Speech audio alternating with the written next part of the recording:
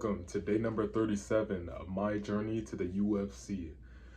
Now that sparring footage you guys seen, obviously I'm looking a little slower, I'm looking a little tired. We just got done from 10 rounds of sparring in MMA sparring and Muay Thai, so yeah, I'm a little tired, a little exhausted, a little slower, but we gotta be able to push through those because we're gonna be going full on in an octagon in 5-minute rounds, so we gotta be able to push through those, stay sharp, stay technical, and stay tight like my coach says all the time. So today was pretty good. We woke up, we went to train with my brother, and it was some good, we did a little bit of takedowns and combos and stuff like that, and we did some sparring after. The thing with sparring, I don't like going hard is because and this is not to discredit anybody who goes hard, but this is my analysis and what I've seen from people that go hard in sparring, right?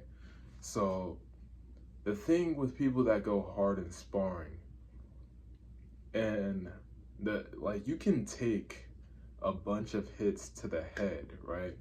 You can take a bunch of hits to the head.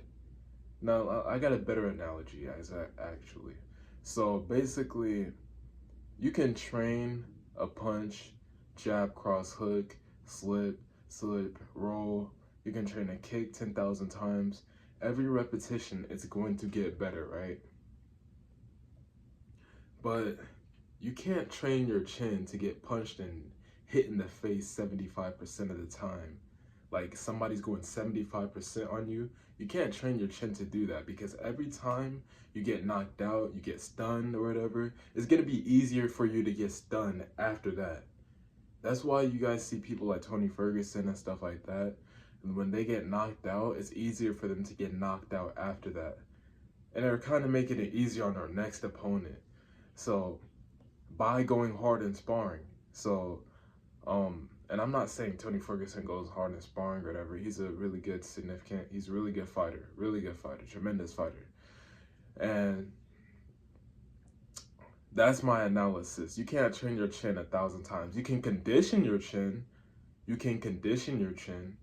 Right? By going 30-40% just to feel what it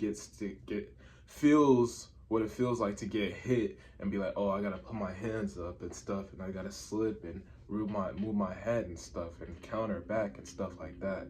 But you can't train, especially with no mouthpieces or no headgear, you can't train yourself to get hit 60-70% of the time. That's terrible. And loading up on your punch, that's absolutely terrible. And from my analysis, because let's say you get knocked out, you get stunned, you get knocked down or whatever, bro, it's gonna be easier for you to get knocked out the next time. So, and your brain is a jello. Once it becomes a jello, it becomes a jello forever. So it's not going back to normal. Like, you're gonna be stuttering, slurring your words, you can't think straight, you're gonna be doing crazy stuff, you're gonna be thinking about crazy stuff, right? And that's CTE right there. That's terrible. And that's why that's why I want to end my career, at 33, 34, 35 years old, still knowing how to talk and think straight. Being defensively responsible. Like John Jones, I guess you could say GSP too, Floyd Mayweather. Also, there's a lot of Dustin Poirier.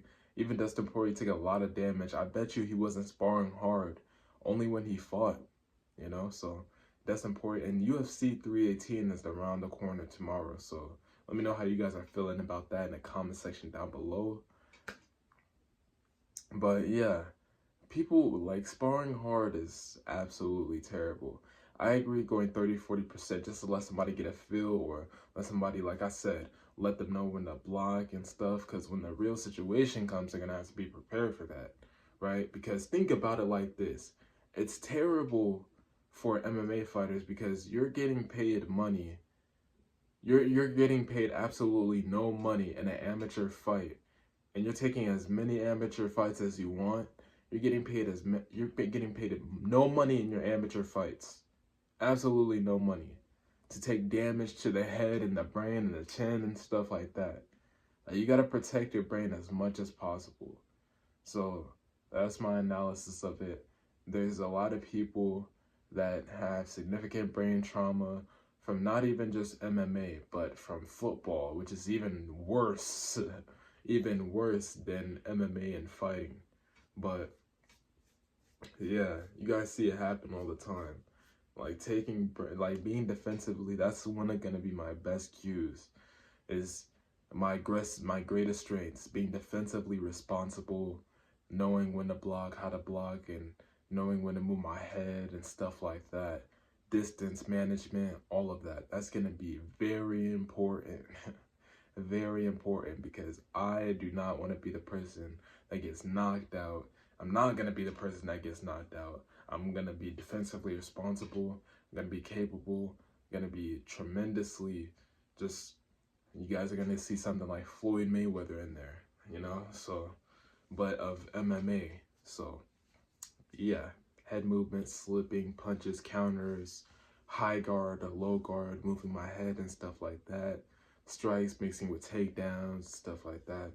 Like, that's my analysis, my whole analysis of hard sparring. Now, you can spar hard. I'm not against hard sparring. But what I am saying is, if you're gonna spar hard, at least have a mouthpiece and some headgear in. If you're gonna go 50, 60%. Now going 70, 80, 90, 100% is absolutely ridiculous.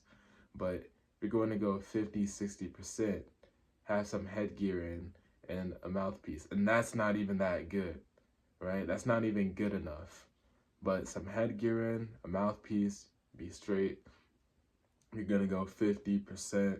That's the most I will go with somebody, is 50%. I'm not about to spar hard with people. That's just me though, because you gotta protect that brain. And then the more you get hit, the more you get knocked out, the more damage you take. It's harder for you to download and actually register when a punch is coming towards you. So let's say this guy, he has an explosive jab or explosive gazelle hook or something, or explosive counters. You're not gonna process when to actually roll with the punch or whatever in time. Next thing you know, you're gonna be knocked out cold, sleeping on the floor. So yeah, that's my whole analysis of it. Today we weighed in at 194 flat pounds, and we did good. It was Muay Thai sparring today. After I got done training with my brother, just chilled, watched some UFC. In between that time, went back to the gym, went back to Iron Forge, and yeah, we got some work in. Muay Thai sparring, it was always good. It's always good there, always good competition. And yeah, guys, that was the end of the video. It was day number 37 of my journey to the UFC. I'll see you guys on day number 38. Let's keep going, man. Let's keep going.